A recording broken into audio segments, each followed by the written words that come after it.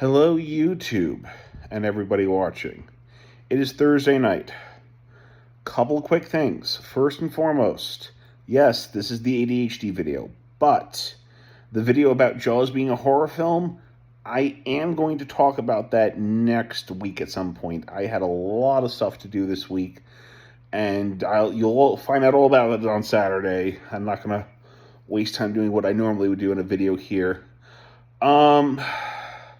I really debated strongly about whether or not to do something this month, simply because, yes, it's ADHD month. Last month was, I think, Men's Health Month, and it's either this month or next month is Suicide Awareness Month, or maybe it was September. Anyways, point of the story is that I've thought about it. I've thought about, do I want to say something about ADHD? How do I say something that doesn't sound contrite, or something that I'm just doing a woe is me, I have ADHD, yes, that rhymes, kind of thing.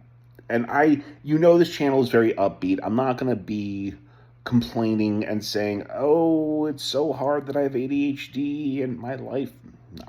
Nobody wants to hear that, and I don't want to say it. So, what do I want to say about ADHD? First and foremost, I want to say a couple positives that are always brought to my attention, because I usually, whenever I do have a bitch fest about ADHD, I usually talk to my parents or my wife, or they always say, you're creative. Nowhere can be this be proven more than in my own channel, because there's nothing in my hand. I don't have anything written down. I don't have a teleprompter over there. I'm literally just talking to the camera as if I would be talking to a best friend. Yes, I will do a retake if I do something stupid or flub up or whatever.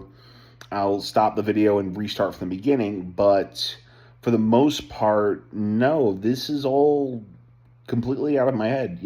I do think about it beforehand as well, but again, highly creative. This also includes music. I play guitar.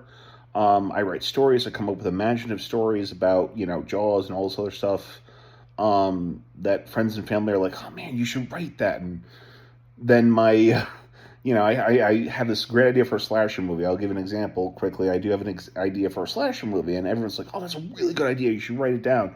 To which I said to myself, if we're talking about a novel that's about 300 pages, I'd rather just the killer come out of the computer and just take me out, because writing 300 pages sounds awful.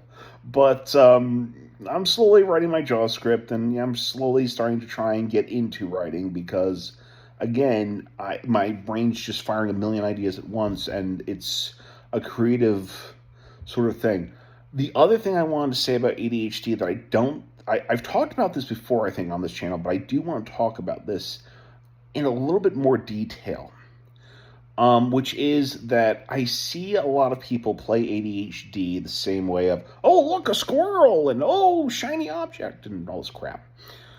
There is a character, actually one of my favorite characters, that in rewatching some of the original series and some of the reboot episodes, it came to my attention that Macgyver is a coded ADHD character. Let me explain. He doesn't have the same sort of, oh my god, look, a shiny object, that you see in, like, when Neil Patrick Harris played in How I Met Your Mother, or I can't think of any other example. It's just How I Met Your Mother just popped in my head of, the sort of shiny object ADHD. Mac is a lot different. He doesn't have the shiny object sort of thing, but he does have ADHD, I think, because, again, when we're talking about the original series, I'll never forget, there's a quote in season 1, Gauntlet, where I can't remember the girl of the week's name is, which is killing me, because I think she was the mother of Mac's kid in the original series. But anyways, she said to, and by the way, this is going to be a longer video, so apologies in advance, but she's like, why are you moving around all the time? He's like, I just want to go and meet people, learn new things, try new things, a little bit of itchy feet. And, the idea of this, the fact that Mac has to, especially in season 1, constantly change, constantly go. There is no, Phoenix Foundation and DXS kind of started coming in halfway through season 1, but again, the first few episodes, especially the sort of pre-title sequences, Mac is just calling a random U.S. government agent and be like, hey, remember that thing that you lost? I found it, and going into these dangerous situations and whatnot, but he always had the same sense of, okay, this is a problem and I need to figure it out. And especially because I was watching a clip from The Wasteland, that just watching the way Richard Dean Anderson plays it, because he knows that Richard Dean Anderson knows the script, but Mac obviously doesn't know what he's going to do. He's trying to figure it out as he's looking at this industrial tent. He sees a fan, and then he sees like this helmet, and then he sees a backpack and some string, and he goes, and the tent itself, and he's like, I can work with this. And he builds this Parahawk thing, which is really cool, and he is flying around the wasteland to save the ally of the week who is being killed by his, or trying to be killed by his son and daughter. It's a long story, but anyways, long story short, this is Mac is a coded ADHD character. In the reboot, definitely, the fact that Lucas Till plays it, that he's constantly restless in meetings, making little paperclip things and whatnot, but that's how Mac is. His mind's always working. Murdoch once said in Halloween Nights, one of my favorite quotes of Mac is, "That's the problem with trying to kill you. No one knows what you're going to do next, least of all you."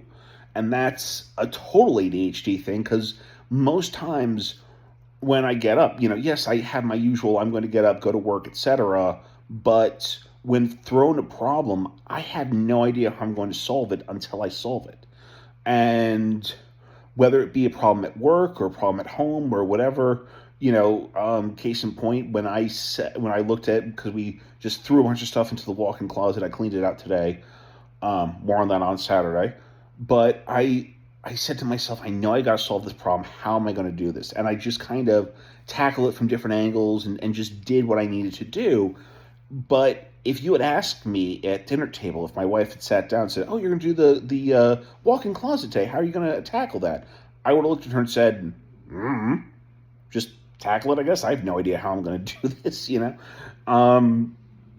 So like I said, those are the kind of things I kind of want to talk about with ADHD. So if you're looking for a positive ADHD role model, either the original series or the reboot series, watch Macgyver, because you'll see someone who is struggling with ADHD, but in a very positive way. And like I said, that's what I'm trying to do. I could talk about the pitfalls and the pains and whatnot, but at the same token, I try to, on this channel, and as well as in my own life, be grateful for the opportunities to try and level up and look at my ADHD in a light of, okay, it's part of me. I'll always have it.